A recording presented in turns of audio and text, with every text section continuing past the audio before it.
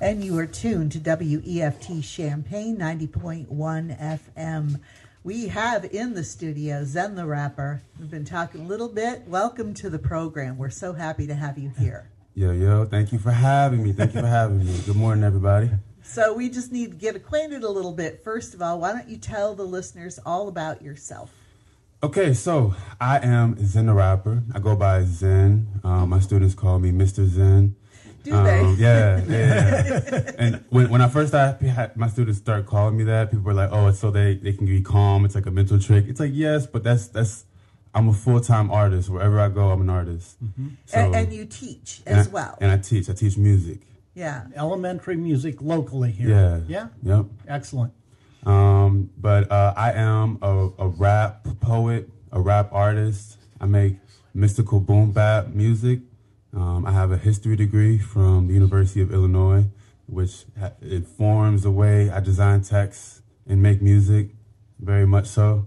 But that's my introduction. Mm-hmm. Okay, great. So I did find some of your music on iTunes, and so you're out there, and I'm sure known by people. So So do you perform locally quite a bit then? Yes, ma'am. Do you travel as well? So I'm from Illinois, but I first started making rap music when I moved to Virginia. So that was my first local, which was like local and travel. Right. In the 757 area, Norfolk, Virginia Beach, Chesapeake, that area. But since I've moved back to Champaign, I perform at the Canopy Club. Shout out the Canopy. Shout out Rob K. I perform at the Space. Shout out the Space and Weird Meat Boys over there. I've got to go over to Independent Media Center. Haven't performed there, but since coming back, I performed in Bloomington, Indiana.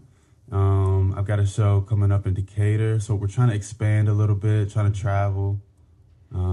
Yeah, and you've got your part of the Gallery Art Bar series Urbana Sandwich that's coming up on March 7th, right? Yeah, super excited about that. Yeah, that sounds great, and it's a great location. Have you performed there before? Or will this be your first? You know, being a part of this new concert series, I went to the first concert in the series in February, where Garden Girl, Taurus Hate Club, and Sunny D or Sunshine Scott were performing. That was my first time at the place, and I was amazed. I was mesmerized. It's pretty cool, isn't it? I was blown away. Yeah. And then by the end of the night, I started counting because I was like, "How is this possible?" So I counted 9 projectors along the ceiling. Yeah. So yeah, that place is awesome. Gallery Art Bar. It's a very apropos name. It's very much a place where art may be presented and in different forms. Yeah, and framed really cool and experimentally. So I'm excited. And it changes all the time. Yeah. Right? Which is cool. So you talked a little bit, you mentioned earlier with a history degree from the university and how that informs your work. Talk a little bit about that. Yeah, so when I write rap music, the number one thing is I want to have content that people can relate to and it can be usable for them. So the first thing I got from my history degree was a whole store of content. I studied American history. I studied political thought, black political thought. I studied world history. As I've graduated, I kind of went into the history of science, and the history of technology, and the history of thought itself, and the history of ideas. I've gone more into ancient history, and I've brought some of, and so it helps me put, teach and introduce ideas and concepts in my music, and introduce a perspective, a historical perspective, and sort of an encyclopedic perspective. Since I graduated, I read. Reading is my number one thing. Reading, I read history, philosophy, spirituality, religion, like the biggest questions. I was always like the kid at the lunch table who would the annoying debater. I always, or I'm like the English teacher who's like who dissects every word, every the, every blue, every a. You know, I like to get deep to the root of things. And that goes back to mystical boom bap. I find significance and meaning in mundane things and bring that out in an artistic way. And how do the lyrics come to you? Do they come to you as you're reading, or do you just get up in the morning and say, all right, it's 8 o'clock, I'm going to write a song now?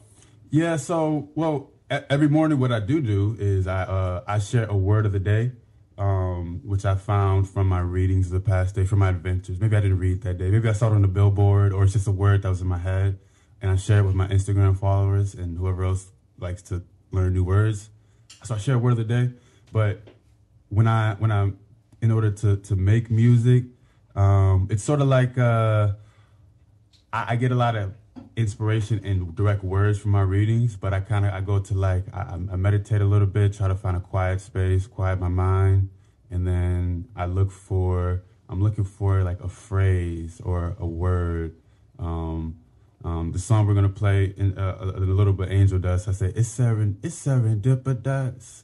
Mm-hmm. So like a lot of times I'll use a multisyllabic word to start building the rhyme scheme from there, and it's parts me having an idea, but a lot of it is me sort of interpreting these shades in my mind. I don't want to I try not to be too heavy-handed. I try to let it come naturally and let it come from the flow of the words and from how the syllables, as I'm writing, I'm cycling through the alphabet all the time to try to play with alliteration and assonance and have that walk hand in hand with whatever meaning I'm trying to construct too. Mm-hmm. Yeah. There's a lot going on there then. Yeah. So when you're teaching music, kids do rap. Have you taught them that? I'm starting to have opportunities to teach kids rap and to teach kids lyricism because kids have to learn how to read. All kids have to learn how to read, and with rap there's opportunities for literacy and enhancement, and for kids to sort of be excited about because they listen, in a car at home they listen to music and they've been told it's bad music, or it's you can't play this at school or at church or in front of your parents or whatever. But I'm the one that comes to them and says, okay, what is your favorite song? What do you listen to? Let's figure out the art behind it, because there's that surface level interpretation. Let's try to get a little deeper and figure out getting the mind of the artist. In music class we do a lot of rhythm. Rap relies on rhythm a lot, but we get into the elements of music making, and I bring my art into the class by sharing with them things I'm doing around town, people I'm collaborating with, just how my kind of hip hop career works in real time. I think that's interesting. And then I also work after school jobs with middle schoolers, and I'm just starting actually at Dream. Shout out to Mr. Tracy Dace. Dream is an awesome after-school program for young students in this community. Familiar with it? Yes, yeah, it's a great program. And right now, I started my first class was yesterday, right? But SEL and hip hop, right? So using hip hop, using rap as a tool for self-knowledge, self-identity, self-mastery. Teaching our children how to relate to themselves based on the way that some of our poetic giants have related to themselves, and shared that.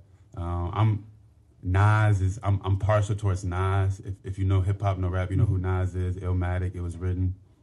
We analyze a lot of Nas, try to get into we dig deep and we find positive nuggets, no matter. And I like when kids bring me songs like, "What about this song?" And then, okay, well, there's something to be recovered from there. There's something to be there's value in there. When I first started rapping, I went to a lot of open mics, and the main kind of open mics I went to were poetry open mics. But I would hear all types of different music and comedians and poetry that I had no idea. I was just trying to work on my performance, work on my rap, see if people liked it. But it opened my mind. It opened up my mind even more to just how to be acceptant, how to be positive towards something new. And that's what I also try to bring to kids, because believe it or not, my style of rap it's sort of more like an old school style. It's like a conscious hip hop kind of style. I think it's cool, but a lot of times when you first present that to kids, they immediately recoil because it's just Well, it's very different than what they're expecting. Yeah, that's that old. That's like from the '90s. That's like from the that's like from way back then. Well, and we should say that rap hip hop is now like 50 years old. Yeah. So just hit 50. I guess there is old stuff, oldies rap, and and it's teaser rap, as you might call it. Yeah, it's evolved a lot. Yeah, and I think one of the main ways that it's evolved is in the production styles and in the sounds that people hear. So not even from the lyrical standpoint. Lyrically, it has changed, right? But just the more the trap music is more kind of leaning toward the robotic sounds and the like EDM influence a little bit. That pulse is more so emphasized, where like as in the 90s and like you want to say golden era conscious hip hop, it was all about lyrical innovation. It was about using the pulse, using the beat as a playground, and you set up a rhyme scheme just to destroy it and reconstruct it in different ways throughout the song. So that's what I like. Yeah. So when you perform, do you have a band behind you, or what? How does that work? Normally, I just have the track, so the instruments all recorded on the track playing. I have shout out my man Dan Joseph out of he's from Vegas. I met him at an open mic in Virginia. He's now in Alaska. He's in the Coast Guard, so he goes around. He might be in Seattle now. Shout out Dan. He just had a kid. Much love. That's my brother. But he performed. He's a folk country guitarist, and once we started hanging out a little bit, he performed some songs live with me, doing that folk version with just guitar and my voice. I want to perform with strings. I want to perform with the band. That's like kind of like the vision. You know what I mean? Yeah. Well, that's an interesting collaboration there. You being a rapper and he being a country folk guitar player. Yeah. That's wow. And it worked. It was smooth. It worked out. I like those mashups. They work. So, do you ever sleep? Because it sounds like you're awfully busy doing all kinds of things. When do you find time to perform and travel and all that kind of thing? I guess that's summertime. Yeah, well, I really do try to stay busy. I try to stay busy. I try to.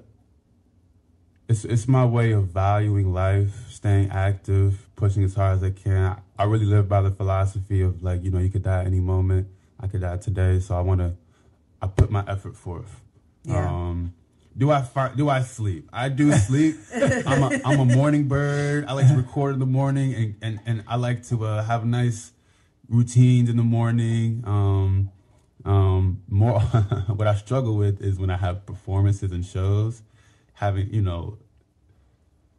Urbana Sounds, I think, starts at 7:30, right? But a lot of shows will be like 9, 10, 11, 12 at night. So I'm like, Canopy Club. Always I'm hitting the coffee shop at 10 p.m. Like we gotta perform. We gotta be on. And, I'm usually asleep by this time, so that's the struggle. Because you did tell us prior to this that you were a morning person. So and most musicians have trouble, coming into our show at 8:15 in the morning, but no trouble for you. No. All right, very good. Well, why don't you tell the listeners a little bit about the song that they're going to hear next? Okay, this song next is called Angel Dust.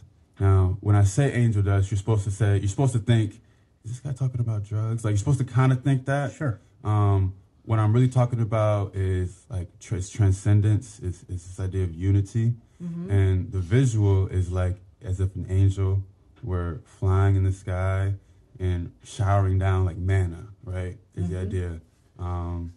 But it's all about the magic of the moment, accepting your reality for what it is, and then having a positive view toward it. It's kind of like that rose petal glasses thing. And as a rapper, as an artist, as a poet, that's sort of the perspective I want to bring to people, that excitement for life, whatever their life is, that love of learning and love of just experiencing and adventuring. So I say it's serendipitous. It's that idea of when things happen that are super positive, you might have philosophical interpretations of it. You might have religious interpretations of it. There's a gamut, but there's also the option to just say, hey, this is nice. And that sort of is a way we can connect with each other by saying, like, sometimes we don't have to always explain ourselves. We could just be and exist. Yeah. Well, we'll play it and let everyone enjoy it, and remind them that you'll be at the Gallery Art Bar on March 7th. Keep us informed as where you're performing locally, and we'll be sure and announce those performances on air. Oh yeah, for sure. Gallery Art Bar. Yep, March 7th. March 7th. Shout out to At a Glance Talent Agency. Yes. To Miss Otness, Miss Emily. Yes, we Local products. We interviewed her earlier, a couple of weeks ago, and happy to have her putting this program on month after month. Okay. Zen the Rapper, thanks for tuning in, folks, and thanks for joining us today. It was great having you here. Thanks for having me. Here's Angel Dust. Hey, Zen. Not bad, you a fool for this beat. Zen the Rapper. It's serendipitous.